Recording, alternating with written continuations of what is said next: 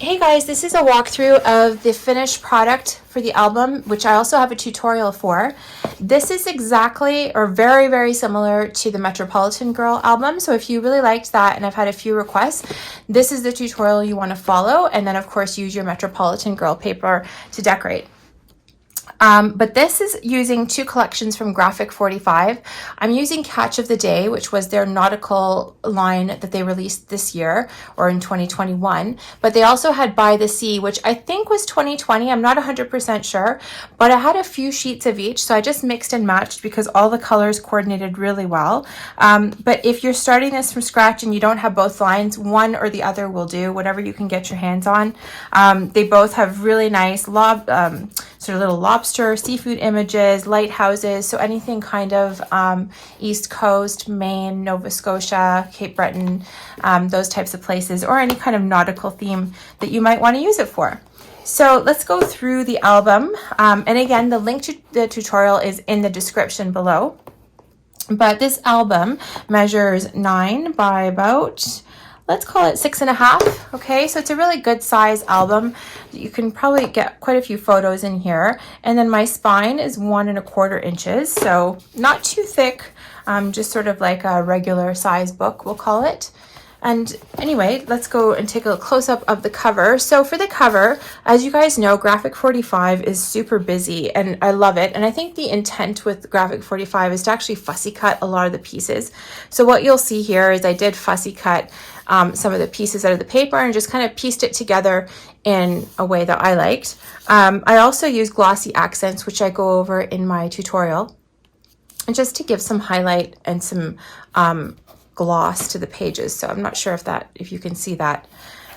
All right, so then it opens up sort of into this tri-fold. Well, I'll just go through one section at a time. So let's go down to the bottom section here. So let me just zoom in a little. Can I? No. That's as good as it gets. So I'll just hold it up. So what we have down at the bottom is a sideways waterfall of 3x4 cards. I used this sort of mechanism with a brad to hold the cover down. I love using this because it definitely saves on magnets. Plus, I think it looks so much cuter than a magnet just to have these little interactive pieces. So this just slides out of the way and then you can open up this side. So I have lots of room for photos and also room for journaling here. And then a little waterfall for some smaller 3x4 photos. So I only decorated the one side because I am going to put photos over here. Okay, so that's that section. So lots of room for pictures there. And then we can come up to this middle section. So this has a magnet, so that flips out, and I just love this paper. So you can put photos here. I mean, the magnet is here, so I would kind of put it, probably one photo here, maybe some journaling and embellishments here, whatever you like. Okay, and then we open over to the left. We have this fold out, and again, I use the same type of mechanism with the brad attachment. So this just slides out of the way down here, and then this section opens up to reveal an inner section with lots of goodies. So first part is this pocket page. So again, here you can see where I fussy cut a title page out. This had a lot more detail on it, but I chose just the By the Sea, and I thought that would make a cute pocket topper.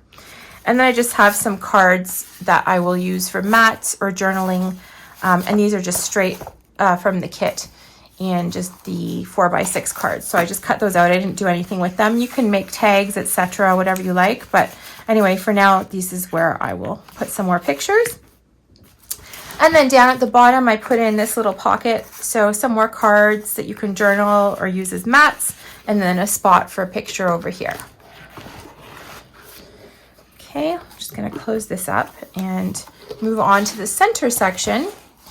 So this section now folds open, and we have two little booklets inside. So again, here you can see I used the glossy accents, and I did a little, oops, sorry guys, a little bit of fussy cutting around the stamps, but I love the way that turned out. And so for this, again, I only put decorative paper on one side because I leave the other side for a photo, which I will matte. And I'm not sure what color I want to matte in just yet, so that's why I haven't put a matte down. So there's lots of space for pictures and journaling. Same on the other side. Okay, and then we have this sort of space in the back where you can put either a big photo or a bunch of smaller photos. So that's all there is to it. It's fairly easy to make. The tutorial, as I mentioned, if you're interested in making one yourself, is linked below. And I hope you guys enjoyed that. Please leave me a comment if you like this, or let me know what other things you might like me to make. I have a ton of paper to get through, and I'm trying to think of new ideas and things to do with it. So would love your feedback. And of course, as always, please like and subscribe, and I will keep doing what I do. Thanks, guys. Have a good day. Bye.